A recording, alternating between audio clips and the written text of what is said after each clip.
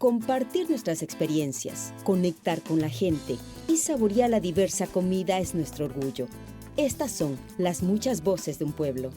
Tengo el grato honor de estar junto a doña Rina Espaillat, que nos visita desde Newburyport. Ella es nacida en República Dominicana, ha cruzado fronteras en todas partes del mundo donde ha sido reconocida por su trayectoria y excelencia en el arte del poema. We Latin Americans are all mixed people. We're mixed three ways. The Aboriginal people who were here to begin with, the Spaniards who came, and then the African slaves. So we are a sancocho. We are a stew. Petronila, en el árbol familiar de mi ascendencia he dado con tu nombre, en un borroso renglón que quiere aunar tu vida con la vida de aquel hombre. ¿Cuántos tátaros son, si he de contar, que te llevó al altar? Aquel hijo de España, enamorado, te entregó mi apellido, te fue fiel, supo honrar en tu carne al desdichado bis o tátaro abuelo que secuestrado en África entrabas, nos legó esta piel entre canela y miel.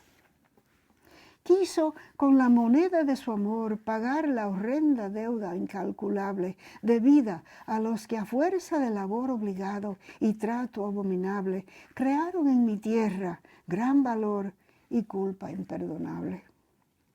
Nombrada entre los míos en esta fila, no hay seña que indica si sufriste, pero tu origen abarca asunto triste. Con tan ásperas fibras no se hila vida de seda, pero en tu vientre urdiste mi pueblo, Petronila. Usted viene de una familia muy peculiar. Son artistas, músicos, inclusive en el campo político, ya en su tierra de República Dominicana. De alguna forma esto le ha ayudado, le ha motivado, le ha inspirado a tener esta carrera que no es tan común. Bueno, en cierto sentido sí, porque lo que le enseña a uno la diplomacia y la política es que es necesario hacer contacto con los demás, que no se puede vivir en una fundita plástica de lo personal, que es necesario ser parte del mundo más grande. Usted desde niña ha empezado esta carrera tan única. ¿Cuáles fueron los hábitos que tuvo que añadir para que usted pueda ser la persona tan exitosa que es? Eso es muy difícil decirlo, porque esas cosas, sobre todo cuando se trata del arte, de los artes, pasa inconscientemente. Uno hace lo que debe hacer si tiene suerte, porque le viene. Pero es un arte tan hermoso de poder unir lo que es la palabra, lo que es el sentimiento, la pasión, y poderlo describir en cortas palabras y que rime. Eso es parte innato del ser humano. Yo creo que todos somos potencialmente, posiblemente, poetas. Pero muchas personas, aún teniendo este talento, ya sea en el arte del poema o de la música, no todos han llegado al nivel donde usted ha llegado. ¿Qué abrió las llaves del éxito en su trayectoria profesional? La escuela pública. La escuela pública de Nueva York específicamente, que es la que conozco mejor, porque me abrió tantas puertas, porque crecí rodeada de gente de todas partes. Lo que aprendí más importante de todo es que los geneticistas tienen razón, somos una sola familia. Y uno lo siente y eso como que le da forma y propósito a la poesía. Y eso ha sido la ventaja de usted ser multicultural, ser bilingüe, el poder conectarse con tantas culturas enriqueció su arte. Yo creo que sí, pero ojalá tener más idiomas aún. No hay límites cuando usted conoce otras culturas, trasciende. Y en ese caso usted ha tenido el privilegio también de ser reconocida por las traducciones que ha hecho de libros y de autores muy famosos y reconocidos. Han tenido la confianza de que usted también puede tener ese talento. La traducción es muy difícil y es posible muy fácilmente dañar el poema original si la traducción miente en alguna manera. Si, por ejemplo, le falta la música, Entonces uno está volviendo al poema un ensayo, que no es lo mismo, o un cuento, que no es lo mismo. A mí siempre me sorprende cuando la gente me dice con tanto placer, sí, cómo no, traduzca mi obra.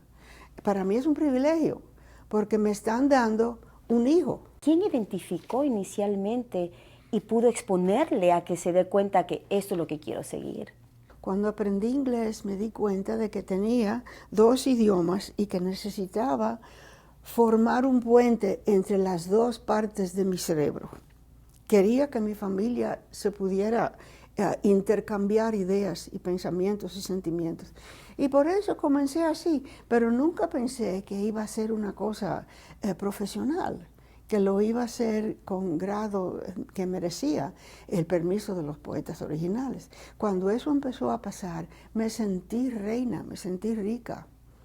Porque si un poeta, por ejemplo, como Richard Wilbur, le dice a uno, no, eso está como debía estar, no hay que cambiar nada. Eso es un premio más grande que el Nobel, porque respeto a ese poeta y lo quiero mucho. Dentro de todos los reconocimientos que ha recibido por todo esto que viene haciendo, ¿cuál ha sido el que ha marcado la diferencia? Ya sea en las traducciones o ya sea cuando usted ha escrito un poema. Los premios que me han dado mi país mismo, porque salí con 7 años y creí que había perdido ese país y su cultura y su gente.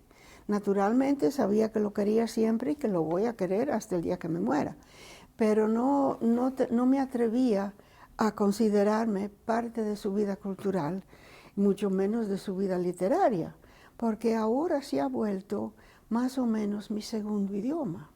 Yo pienso en inglés porque vivo en inglés. Y gracias a mis padres he durado en el español porque me ponían libros en la mano y me hacían escribir. Escríbele a tu tía, escríbele a tu abuela. Creó una identidad. Creo una identidad, una de mis identidades, porque tengo varias, pero esa quiere decir que aunque uno salga de su tierra muy joven, uno no tiene que perderla. Y algo que nos identifica como latinos e hispanos es la unión familiar, aparte del idioma. Bueno, los grandes amores de la vida, la familia y las amistades. Mi vida es como un ejemplo de lo que le pasa al inmigrante, de lo que le es posible al inmigrante. Y yo creo que han escrito el libro no para aplaudirme a mí, sino para decirle a los lectores, se puede vivir en 2 idiomas, se puede crear puentes entre pueblos que creen que no se tienen confianza mutua, se puede